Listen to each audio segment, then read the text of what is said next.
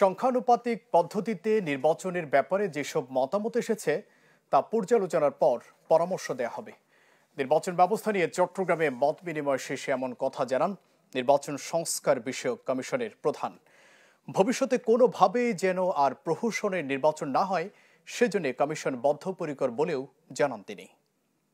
বছর শেষের খুশি নগদে হবে বেশি। নগদ পেমেন্টে নির্দিষ্ট ক্যাটাগরির কেনাকাটায় ৩০০ টাকা পর্যন্ত ক্যাশব্যাক। একদলীয় নির্বাচন, আগের রাতে ভোটার খরা আর নির্বাচন ঘিরে সহিংসতা, এমন নানা ঘটনায় দেশের গত কয়েকটি জাতীয় নির্বাচন পরিণত হয়েছিল প্রহসনের নির্বাচনে। তাতে চরম অনাস্থা তৈরি হয় নির্বাচন ব্যবস্থা নিয়ে। এমন বাস্তবতায় অন্তর্বর্তীকালীন সরকার গঠিত নির্বাচন ব্যবস্থার সংস্কার কমিশনের মতবিনিময় সভা রোববার অনুষ্ঠিত হয় চট্টগ্রামে। বৃহত্তর চট্টগ্রামের প্রশাসন, আইনশৃঙ্খলা বাহিনী, সেখানে ছিলেন বিভিন্ন শ্রেণী পেশার প্রতিনিধি। তাতে সুষ্ঠু নির্বাচন আয়োজনে নানা পরামর্শ তুলে ধরেন অংশীজনেরা। যেগুলি অবৈধ ফ্যাসিস্ট সরকার যেসব আইন করেছেন সেগুলি অন্তত আগে প্রথমে এগুলো ঠিক করা দরকার। সুষ্ঠু নিরপেক্ষ নির্বাচনের জন্য যেগুলি সহায়ক হবে সেগুলি যেন এই কমিশন করে, সেটাই আমাদের পক্ষ থেকে আমাদের সমর্থন থাকবে। এটা যাতে একটা দৃষ্টান্ত হয় যে একটা কেন্দ্র একটা পেশার ভিতরে অন্যায় করেছে, সবার সাজা হয়েছে, এই জিনিসটা যাতে কি নির্বাচন কমিশনার ইনশিওর করে। পরামর্শের প্রেক্ষিতে কথা বলেন সংস্কার কমিশনের চেয়ারম্যান ডক্টর বদিউল আলম মজুমদার।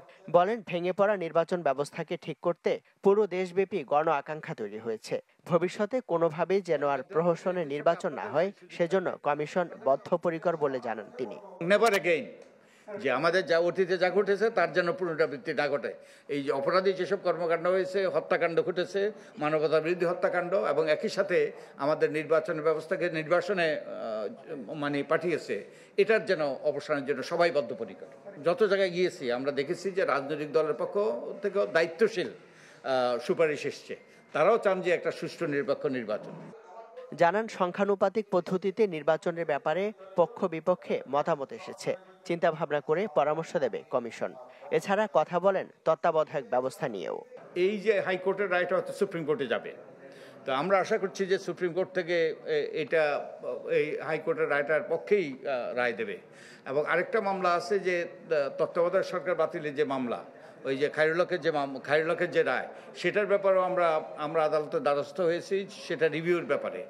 ওই শেষ পর্যন্ত এগুলো সংবিধানে অন্তর্ভুক্ত করতে হলে একটা ওই যে সংসদে একটা বিল উত্থাপন করতে হবে, এবং ওই বিল উত্থাপন করে সেটা সেই বিলটা পাশ করার পরে সংবিধানে অন্তর্ভুক্ত হবে। তো এটা আরো প্রক্রিয়া বাকি আছে। নির্বাচনে আর ইভিএম ব্যবহার হবে না বলেও জানানো হয় কমিশনের পক্ষ থেকে। আই থিঙ্ক ইভিএম ইজ ওই যে আর কোনো প্রশ্নই আসে না। ইমদাদুল হক, চ্যানেল 24, চট্টগ্রাম।